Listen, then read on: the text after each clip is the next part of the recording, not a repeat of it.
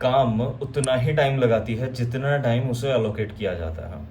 अब इस बात से देखो इंजीनियर्स बहुत रिलेट मारेंगे। याद है हम लोग का सेमेस्टर टू सेमेस्टर एग्जाम होता था, हम लोग शाम में पढ़ाई करना शुरू करते थे, रात भर में शाम भर में पूरा सिलेबस रगड़ जाते थे पूरे सेमेस्टर का, एंड 7-8 CGPA आ ही जाता था मोस्टली सबका।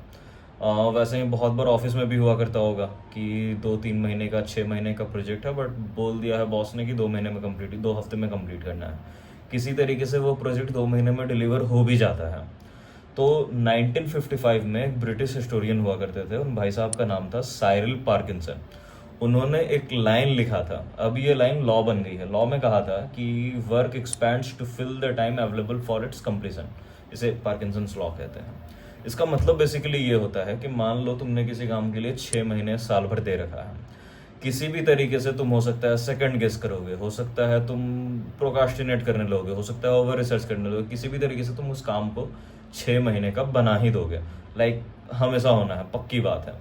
अब इसका सॉल्यूशन क्या है? सॉल्यूशन ये है कि जिस काम को तुमने 6 महीने या साल भर दे रखा है, मान लो कोई कोर्स लिया है, कुछ भी किया, तुमने बोला है 6 महीने में होगा, उस टाइम को आधा करके कंप्रेस कर दो, एंड देखो फिर वो काम कितनी जल्दी होगा।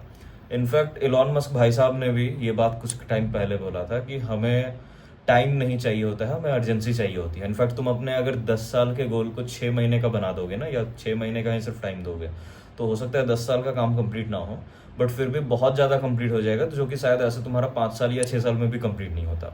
तो जो भी काम है तुम्हारे पास जिसके लिए हमने बहुत ज़्यादा टाइम दे रखा है, उसे हमें कंप्रेस कर देना है, एंड फिर देखो वो काम कितनी जल्दी कंप्लीट होता है।